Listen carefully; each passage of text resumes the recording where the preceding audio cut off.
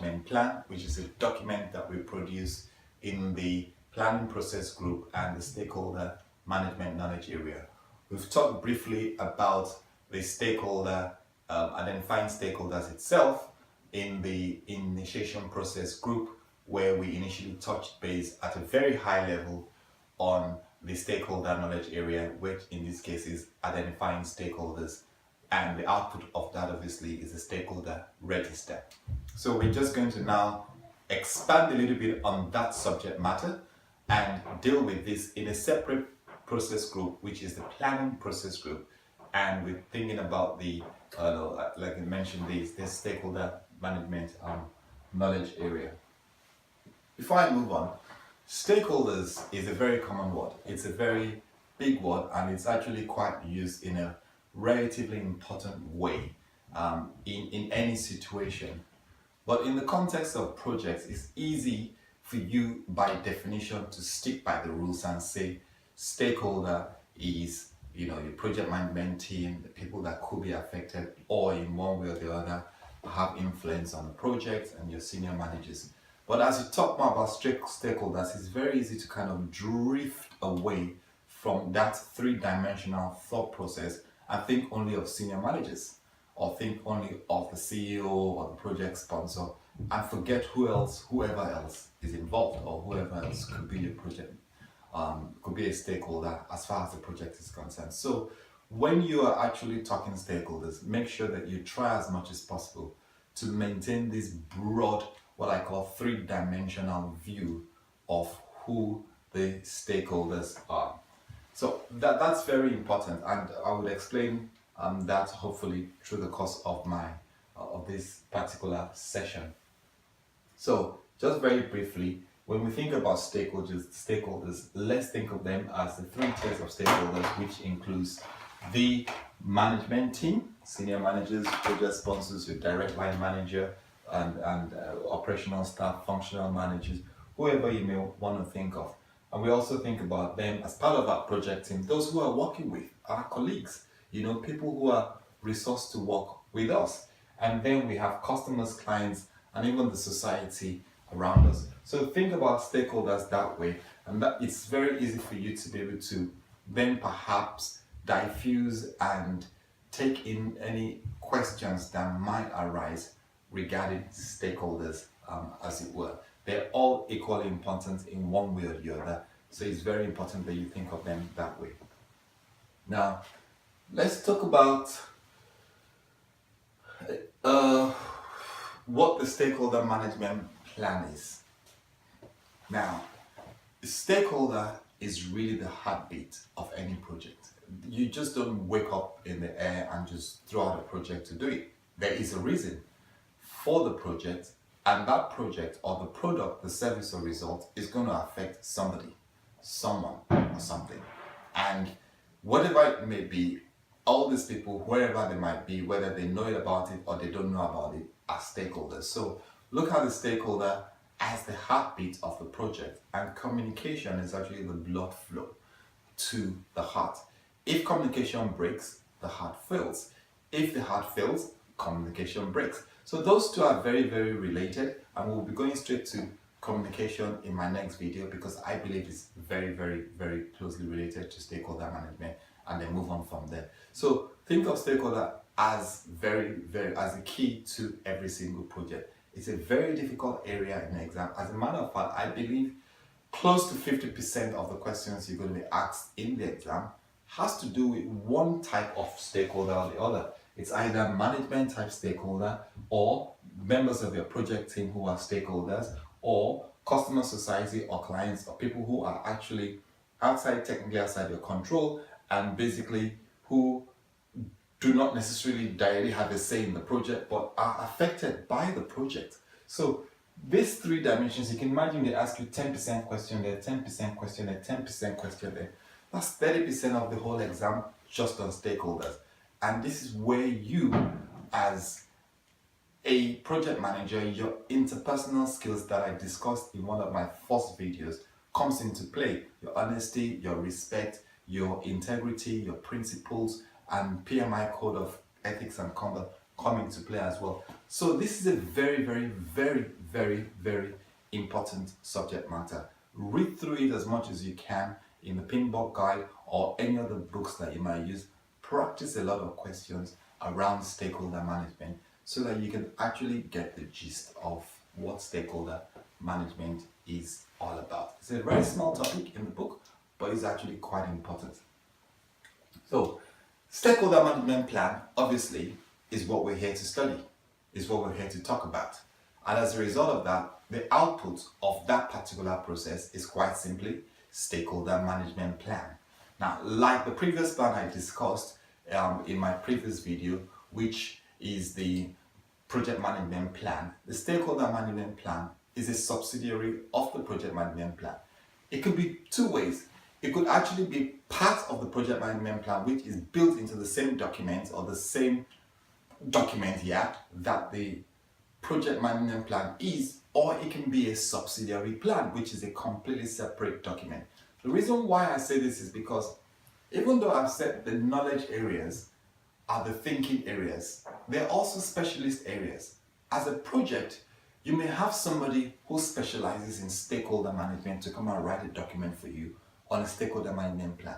You may have somebody who specializes in costs and costing and budgeting, who may come in to write documents regarding costing. You may have somebody who specializes in risk management, quality control, procurement and tender, and all that stuff. And these are specialist areas or specialist knowledge areas that somebody else may actually do the job on behalf of the project manager.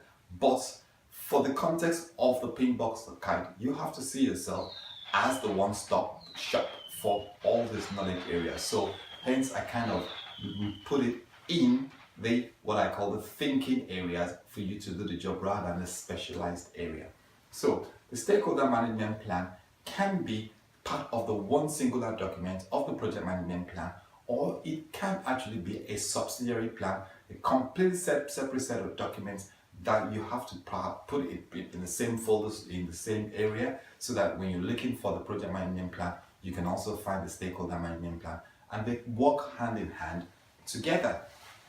Okay, so you need to understand that is how you look at the stakeholder management. So let's look at management plan. So according to the Pinboard Guide, the stakeholder management or the planned stakeholder management process is a process of developing appropriate management strategies to effectively engage stakeholders throughout the project lifecycle based on the analysis of their needs, interests, potential impact on the project.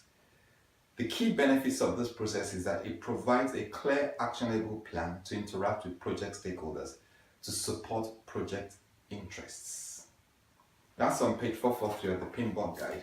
And if you go to page 339, they've literally copied and pasted that same statement back and forth. So it's exactly the same thing there, and you read it in the standards and in Annex A1 and also in chapter 13 of project stakeholder management. So effectively, the stakeholder management plan is actually planning the strategy and approach for engaging and interacting as dealing with stakeholders.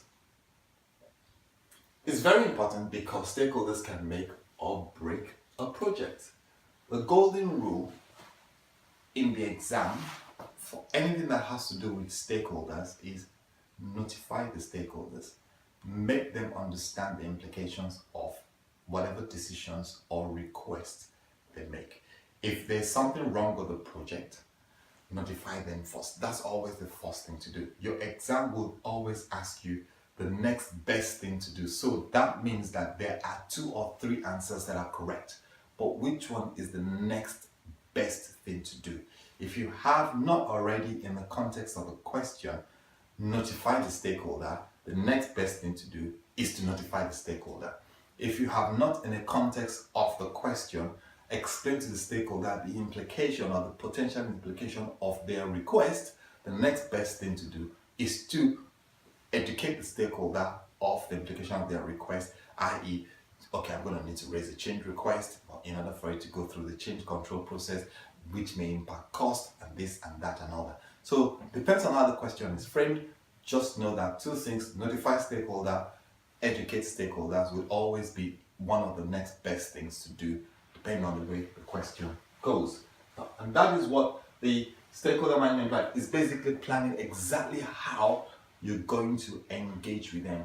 Now, the pinball guide has been very careful in the word, using the word manage and the word engage. When it comes to managing tasks, when it comes to managing non-human things, they use the word manage. When it comes to dealing with people, they use the word engage. Okay? And then anything that has to do with people directly, there's no such thing as control, because you don't control people. So you have to look at this way they subtly and respectfully used their words or constructed the sentences there. You engage with stakeholders, okay? There's no control stakeholder management, for example, okay? There's no manage stakeholders, for example, in the executive. It is engage stakeholder. That's why I call it stakeholder engagement. So basically, stakeholder management plan is designing the strategies on how you're going to actually engage with stakeholders. Okay? Just understand that. I'm going to run through the outputs very quickly, because I have a very, very important way of dealing with each of the process groups, and I think it's quite useful that I share this. First of all, like I said, the output is the stakeholder management plan, right? And obviously, that's just look at that for now and keep that. Forget the project document updates. That's not what we're here to talk about. That's what we're here to talk about. I'll talk about that later. Okay?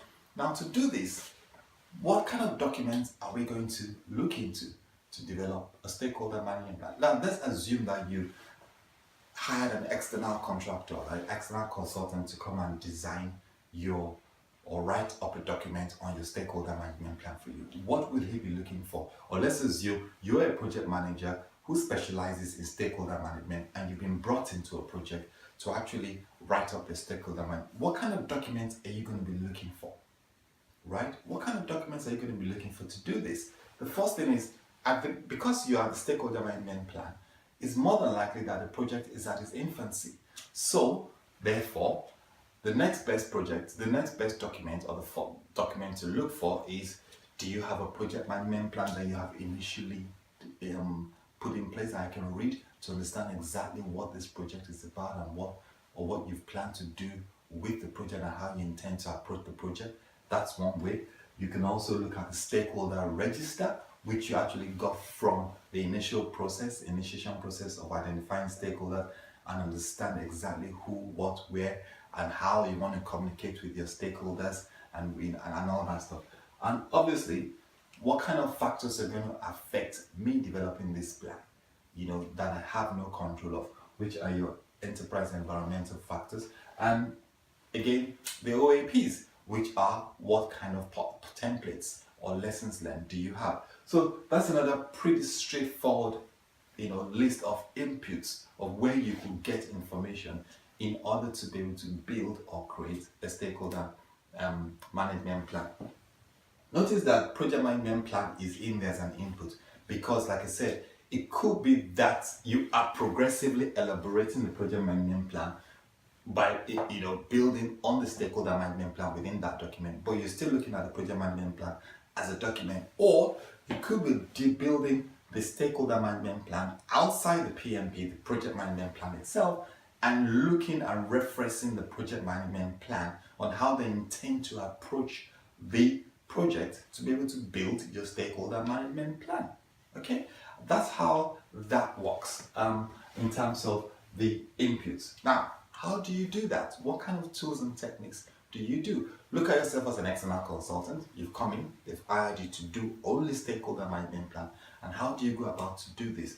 First of all, you can go through meetings and talk about meetings and who should be involved in the project, understand who they are, what they are, where they're located, how do you want to communicate with them, what kind of format of communication do they want, and all that. What is their requirements? You try and understand exactly what the stakeholder requirement is. You look, and things like that. This is the thing that you can get this through meetings, either meetings that are facilitated in a room or even through one-to-one meetings, or through interviews, or through just informal discussion with experts, where expert judgment comes into play, and all that.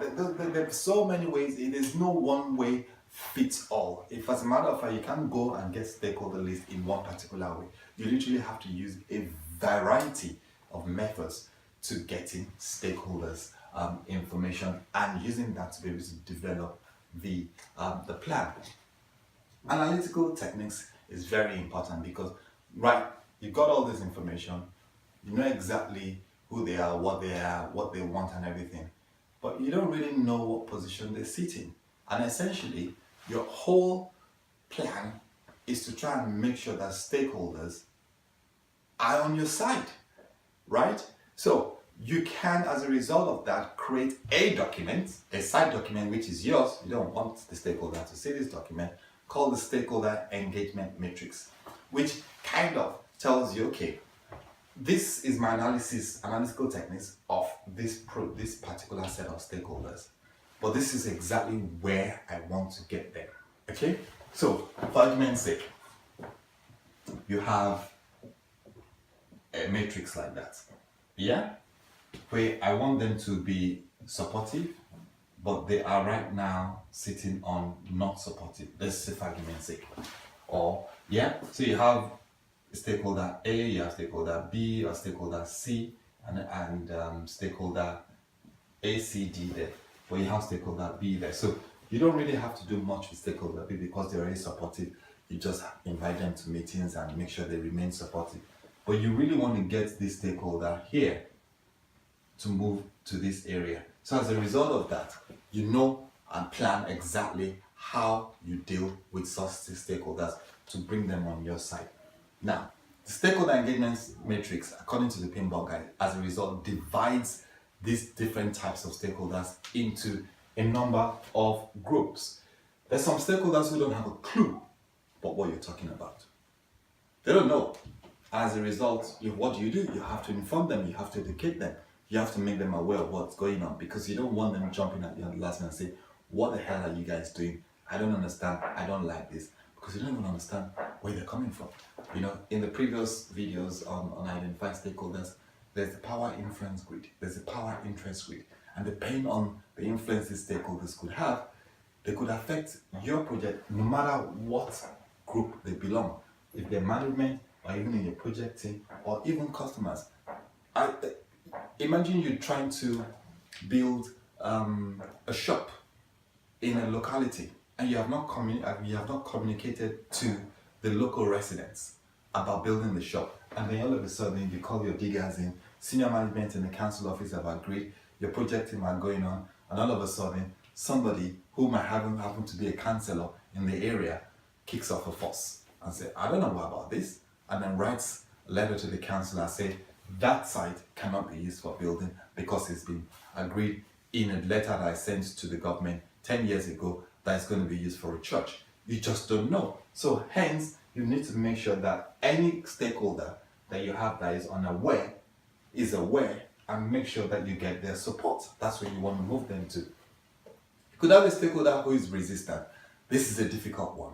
Yeah, irate, resistant, and all that. What do you need to do? You need to find a way to manage them more closely. You need to find a way to caress them and make sure that you bring them on your side, inform them more, tell them more about the benefits of whatever project you're doing in terms of the service, the result, or the product you're doing, to try and make sure that they are interested. You manage them a lot more closely and inform them of what's going on.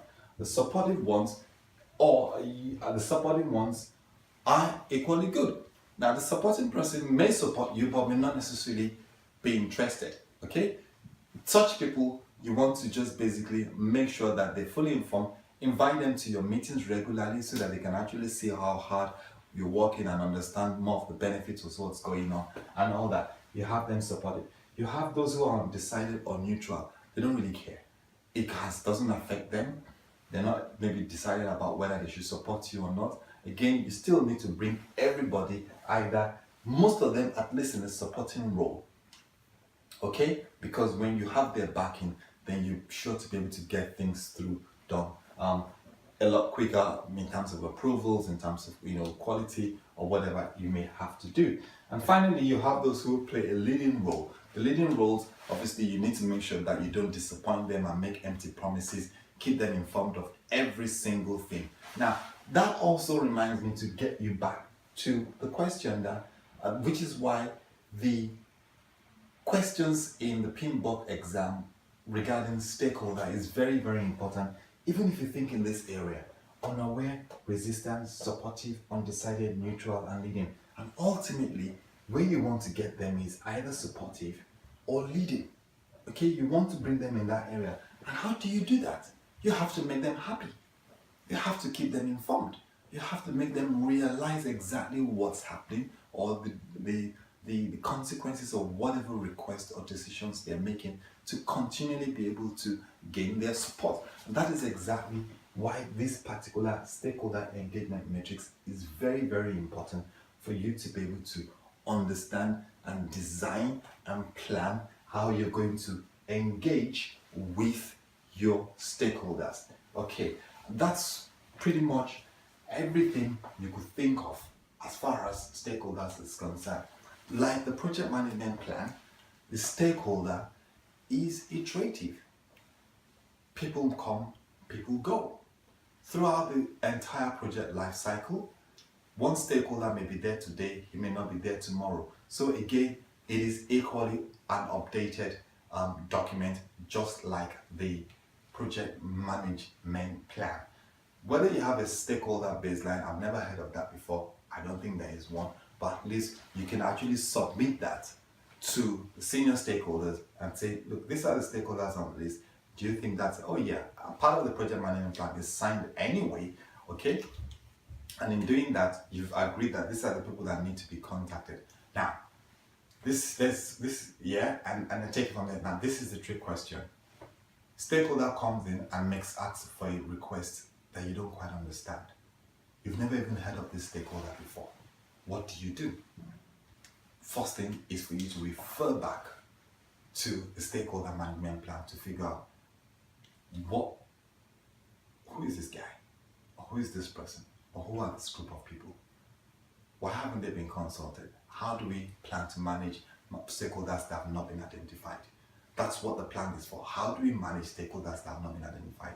Obviously, common sense would probably kick in at that point in time, but by any chance, has that been put into a plan that these stakeholders, there's a possibility that we have not identified all stakeholders, and this is the plan on how we plan to approach this particular set of people if they do show up. Who will be responsible for confronting them? Who will be responsible for addressing their issues and needs? That is what the plan is about, and that is why I'm going straight to the next section, which I think is very, very, very important.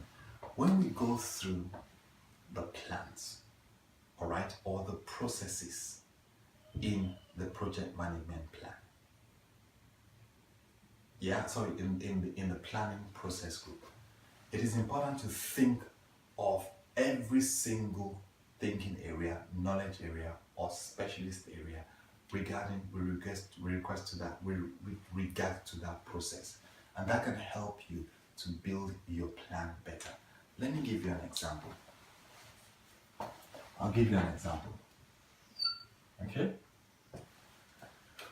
We're dealing with stakeholder management plan. Let's look at it from the integration point of view. Integration specialism. What do I think of? I'm thinking of how do I integrate these stakeholders throughout the entire process. How do I engage them? How do I monitor them and control how I engage with them? And how do I finalize any documents or make sure that they're fully happy at the end of project in the closing process group? So we think of it from the integration point of view. Then we go into scope. Stakeholders. Who are the best people to tell me about the scope of this project? Who are the best people to tell me what is actually covered in this project and what is not covered? You try and use that to find out who will be involved in the scope. Who is the best person to tell me or to authorize a scope change? Okay? Who are the people that will form my change control committee, my CCB, change control board. Yeah, and that is what you can think of in terms of who, how do I approach managing the scope of this, and who are the people that are going to be involved. Remember, stakeholders is all about people. Yeah, you're not going to have a stakeholder as a car. It's human beings. So it's all about who here, and what is their roles and responsibility as far as the project is concerned. Right, then we go into time. If there's a problem with my time, if there's a problem with the schedule, if there's a problem with my planning of how things are going, who can I speak to get authorization to? Who do I go to help me to deal with any problems with time? Okay, that's another thing. So and so on and so forth. You go through all the thinking areas. You go into risk, for example. Risk, big factor. We've gone on to identify risk. We've gone on to do quantitative and qualitative analysis. We've gone on to prioritize the risk. We know where these risks are. But the question is, if the risks become real threats or if they become opportunities, who should deal with them? Okay, when should we approach them? How should we approach them? In what format? How often should we let them be aware? How often do we make them realize that the risk is either still there or is likely going to become an issue or anything like that? Who do we deal with? Again, who? So it's every single plan touches on every single knowledge area or specialist area or thinking area. Think about procurement. Who are the stakeholders if there's procurement involved in the project? You have the procurement team, you have the commercial team, you have the finance team. These are people that will be involved when it comes to procurement. So you need to be able to make sure that you know who they are and who to speak to and who has the authority to run tender projects or to send RFIs and RFPs and RFIs, or who has the authority to basically approve the choice of a supplier. This is where stakeholder comes into play. So you have procurement. Okay, quality management. Who do I speak to? Who are the people to validate the scope of what we're doing? Who are the people to let us know that yes, what we're doing is correct and is acceptable and the end product is acceptable? Okay, who are the people, if we want to transfer this service into transition, we'll say everything is agreed and is as we plan and hoped for at the beginning of the project. Here you have the quality. So on and so forth. In scope, type, quality, risk, cost. Again, yeah, you have cost. Cost is very important. Who is the finance person who can actually agree? It's project sponsor, obviously commit the budget, but sometimes project sponsor has just sent an email, go ahead and deal with this, and you have other people to take it on. The budget center could be completely somebody else, whereby somebody else is actually the one rolling out the checks and dealing with the money. How do I get approval for me to spend money when I need to spend money? You don't know. It depends on the organization. Some of them will only give you money in chunks. Some of them will give you the entire budget to run with, and some of them, even though the budget is on paper, you still have to get approval at each stage of any procurement you want to do. Who are the people that need to be involved? How do I get involved with them? How do I engage them? How do I inform them? How do they want to be informed? How often do they want to be informed? What format do they want to be informed? And things like that. So that is what stakeholder management plan is all about. To develop an effective stakeholder management plan, it is good, like any other plan, to go through each of the knowledge areas or thinking areas to understand who could be involved at each stage of each of these knowledge to actually deal with it and be able to plan and know exactly what you need to do if this situation arises. The plan is something you can always refer back to if things seem to be going out of line for you to to check. If you leave the job, somebody else should be able to come in and request a plan to say, how did you plan to go about this? How did you plan to go about managing this your stakeholder? And that should be able to give them a blueprint on how to work moving forward. So I think that basically concludes this video as far as stakeholder management plan is concerned. And I wish you all the best and good luck in studying more on this topic on your own. Make sure practice a lot of questions on stakeholder management. It's very, very important, and basically it is the heartbeat of the project. And the next topic, communications, which is the blood flow of a project, will be the next one that you will see.